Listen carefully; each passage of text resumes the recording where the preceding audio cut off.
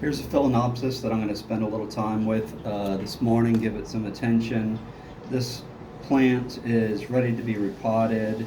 It's got some old flowers on here. It bloomed out a long time ago, but it's still got those flowers on there. And it's an old plant. It's got some really good roots in the pot. It's still in the nursery pot that I bought it in. I'm going to put it in the basket here in a moment. One thing I'm concerned about is that spot right there. And the reason, orchids will have blemishes and old nicks and things like that, which is normal, not a big deal. I don't like the way this spot looks because I've been watching it, and you've got this black lesion right here. But what's concerning is, as I've been watching it, it's spreading. So you can see that there's this brownish color here, and it's got a little yellow halo around it. So that kind of indicates, when you see that lighter colored halo, that indicates that this, whatever it is spreading. So it's slowly getting larger. So I'm going to remove that. It's a problem. I don't know what kind of a bacterial or fungal infection it is. Doesn't really matter. I'm just going to get rid of it. I've got some clippers here that have been sterilized. So I'm just going to physically remove that piece, cutting into green, good tissue. And I'm just going to get rid of it. And it's not going to really look that wonderful because I'm cutting the leaf, but I've got an infection there that I have to remove, and that's more important. So I'm just going to get rid of it. A lot of people like to treat the cut with Physan or cinnamon or something of that nature. I'm not really going to worry about that. A clean cut is going to seal itself. So not really worried too much. I have sterilized tools, clean cut, it's going to seal itself, no problem. I do like a lot of new roots growing in this pot. So let's go ahead and pop it out, see what it looks like. And, it's pretty well root bound, so I'm just going to kind of start to press the pot a little bit, get it limber. Maybe get a little pushing action going here, and it just slides right out like that. So this looks pretty good. Still got an old label in here. Some old sphagnum moss in here. And I'm not going to do a thing to this root ball. I'm going to leave it intact. The roots are so solid, I'm not going to unravel that, and it doesn't need it. The moss is in pretty good shape. I'm going to put it in the basket so it can breathe. I'm not going to disturb the roots or the plant. A lot of people really like to get all that moss out of there. This moss is in good condition. The roots are solid. I'm not changing a thing, because to dig around in there and get all that moss out, it's going to set the plant back. I don't want to do that. There's no need for it. So just clean it up a little bit, get rid of the dead root here. There's not a lot to be done here. This is a good plant in good condition. So most of my plants I pot in pots. I plant orchids in nursery pots, generally like this. I'm not going to do that this time. This is an old plant. It's going to make a nice specimen in a basket, so I figured I'm going to use this basket right here. I'm going to pot it in this basket. It's got a little kiki growing here, so hopefully this is going to become a larger, fuller specimen, give me multiple spikes, have that hanging in a patio, hanging in the garden. It's going to look really good. So I'm just going to pop it in this basket, center it. I've had this basket for a while. It needs a purpose, and this orchid gives it a purpose.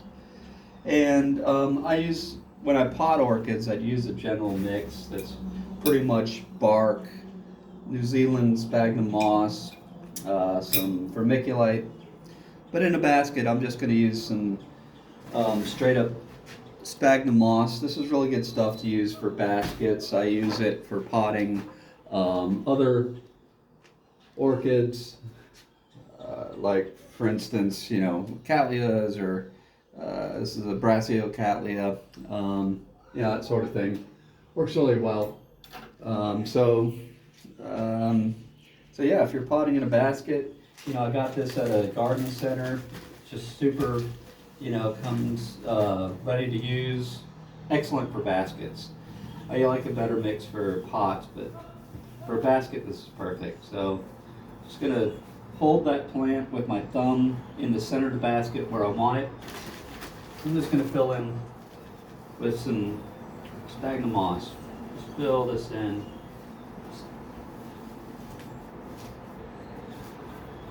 Stuff it down in there. Get a nice little pack. You don't want to pack it super tight. But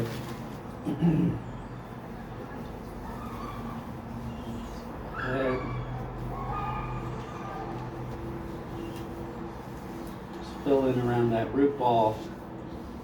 Pack that moss down in there. Easy. This plant's going to love it with all those new root tips growing. This plant is going to be super happy.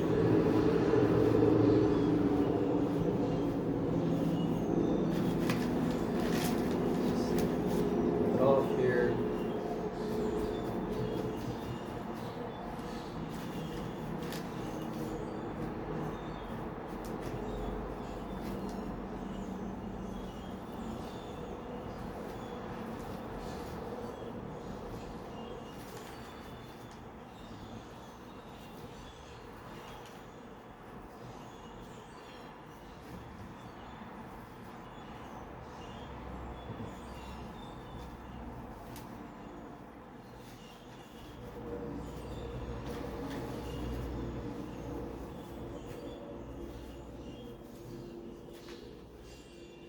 Okay.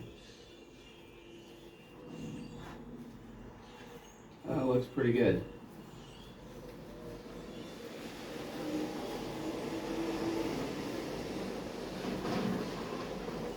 Alrighty. Almost done.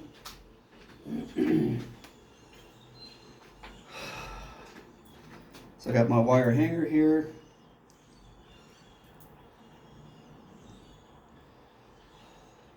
Go ahead and attach this.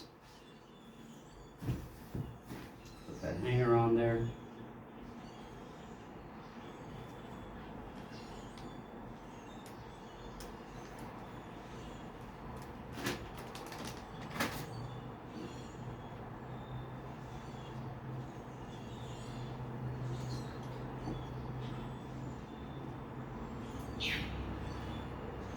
There we go.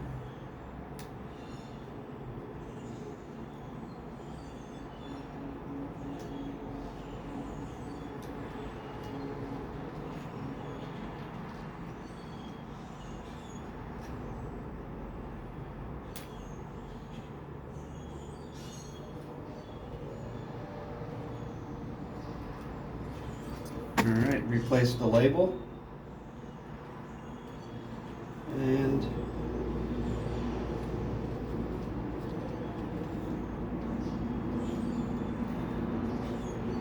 in there. Come on, label.